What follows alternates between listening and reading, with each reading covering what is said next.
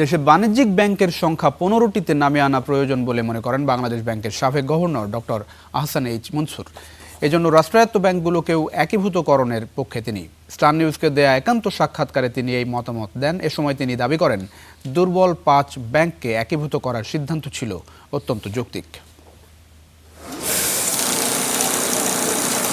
আওয়ামী শাসনামলে অনিয়ম, দুর্নীতি আর লুটপাটের শিকার হয় দেশের ব্যাংকিং খাত। দখল হয় বেশ কিছু শরিয়াত ধারার ব্যাংক। ঋণের নামে লুট হয় হাজার হাজার কোটি টাকা। এর বাইরেও তৎকালীন সরকারের ঘনিষ্ঠ অনেক ব্যবসায়ী জড়িত ছিল ব্যাংক লুটপাটে। এমন বাস্তবতায় ব্যাংক পরিচালনায় ব্যবসায়ী ও একক পরিবার বা শিল্পগোষ্ঠীর আধিপত্য কমানোর কথা বলছেন সাবেক governor doctor Ahsan H Mansur. তার মতে এতে নিশ্চিত হবে ব্যাংক খাতের সুশাসন।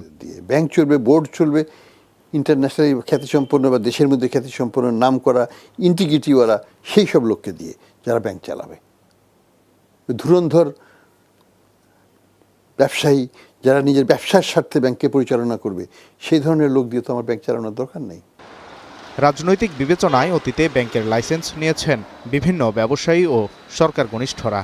তবে সাবেক এই গভর্নর মনে করেন, দেশের অর্থনীতিতে ব্যাংকের সংখ্যা কমানো প্রয়োজন। এজন্য রাষ্ট্রায়ত্ত ও দুর্বল আরও কিছু ব্যাংকে একীভূত করার পক্ষে তিনি। সেই সরকারের যে 8টা বা 9টা এই রাষ্ট্রায়ত্ত ব্যাংক আছে, সেটাকে পরিকল্পনা করা ছিল, সেটাকে 8টাকে 2টা ব্যাংকে পরিণত করা। তো এগুলো করতে পারলে আমাদের ব্যাংকের সংখ্যা আমরা কমিয়ে নিয়ে এসে 15টা ব্যাংক হলে আমাদের চলে। আমাদের কেন 61টা ব্যাংক থাকতে হবে?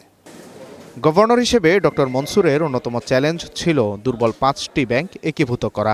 এ নিয়ে সমালোচনা হলেও সাবেক এই গভর্নরের দাবি, একীভূত করার সিদ্ধান্ত ছিল অত্যন্ত যৌক্তিক। তিনি এখনও বলছেন, আমানতকারীদের ধৈর্য ধরতে।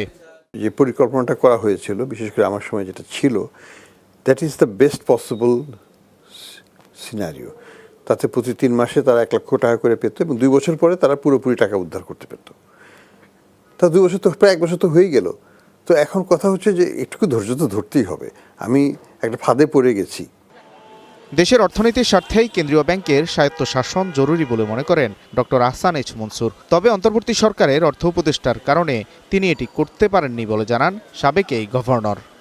এবং এটা আমি বলবো যে আমাদের তৎকালীন যে অ্যাডভাইজার সাহেব ছিলেন, উনি এটাকে করতে দেন নাই। Walid Sakib, star news, Dhaka.